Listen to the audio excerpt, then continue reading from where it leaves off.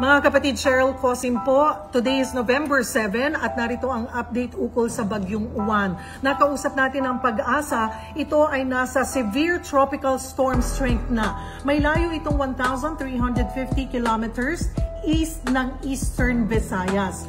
Inaasahan na tonight, ngayong gabi ng Biyernes o bukas ng Sabado ng madaling araw ay papasok na po ito ng Philippine Area of Responsibility. At sa loob ng 24 na oras ay magiging typhoon category na itong si Uwan. At inaasahan bukas ng gabi, Sabado ng gabi o Linggo ng madaling araw ay ito'y nasa super typhoon strength na, mga kapatid. At inaasahan po ang landfall pa rin ng Bagyong Uwan ay nasa may eastern section daw po, posible eastern section ng Calabarzon, eastern section ng Central Luzon, or eastern section ng Northern Luzon.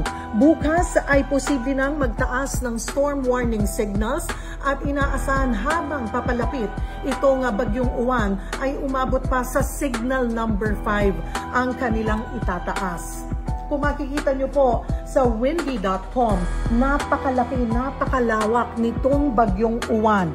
Sa ngayon, ayon sa Pag-asa, ito ay may radius na 700 kilometers o diameter na umaabot na sa 1,400 kilometers. So kung makikita po natin, ay ito ay pagdating ng Linggo, nasasakop na ng bagyo ang buong Pilipinas. Kaya maging maingat pa rin po, mga kapatid, lalo na pagdating po dyan ng Sunday morning.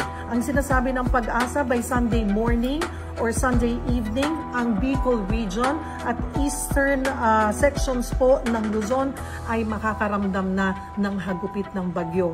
But again, ang peak po ng bagyo ay Linggo ng gabi at buong araw ng Lunes. Kaya maging maaga po tayo, makinig po tayo sa mga authorities, mga kapatid.